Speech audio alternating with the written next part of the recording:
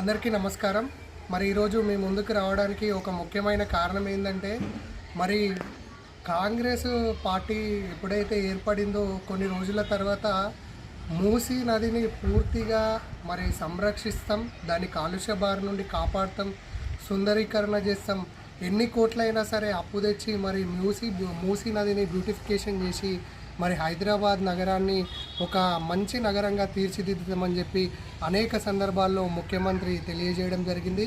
మరి వల్ల ఈ మూసీ పునరుజ్జీవానికి సంబంధించిన ఏదైతే ప్రాజెక్ట్ ఉందో ఆ ప్రాజెక్టుని మరి నేను మనస్ఫూర్తిగా స్వాగతిస్తూ ఉన్నా. మరి at the same time Musi గురించి ఇంత పరితపిస్తున్నటువంటి కాంగ్రెస్ పార్టీ మరి హైదరాబాద్ నగరానికి కూతవేటు దూరంలో ఉన్నటువంటి మంజీరా నది మరి చాలా విషతుల్యం అవుతూ ఉన్నది. ఇలా హైదరాబాదుకు సంబంధించినటువంటి మరి ఏదైతే డ్రైనేజ్ వాటర్ ఉందో, మురుగునీరు ఉందో, ఈ పటాన్ చెరువు చుట్టుపక్కల ఉన్నటువంటి బొల్లారం, పాషమైలారంకి సంబంధించిన పారిశ్రామిక వ్యర్థ జలాలు, కంపెనీలకు సంబంధించినటువంటి కాలుష్య జలాలు ఏవైతే ఉన్నాయో అవి వివిధ కాలువల ద్వారా నక్కవాగులో కలిసి నక్కవాగు మరి అనేక గ్రామాల గుండా ప్రవహిస్తూ చివరగా ఇస్మాయిల్ కంపేట్ గౌడిచెర్ల దగ్గర ఉన్నటువంటి ఆ మంజీరా నది ఏదైతే ఉందో ఆ మంజీరా నదిలో ఈ కాలుష్యకారక జలాలు అనేటివి మరి దాంట్లో కలుస్తూ ఉన్నాయి.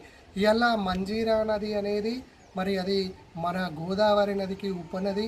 మరి మంజీరా నది హైదరాబాద్కు తాగునీరే కాకుండా మరి లక్షలాది మంది రైతుల పొలాలకు సాగునీరు గిట ఇస్తూ ఉన్నది. మరి మంజీరా నది మరి ఆ వాటర్ తాగితే గిట చాలా బాగుంటుందని చెప్పి గిట హైదరాబాద్ వాసులు అనేక సంవత్సరాలుగా వాళ్ళు చెప్తూ ఉంటారు.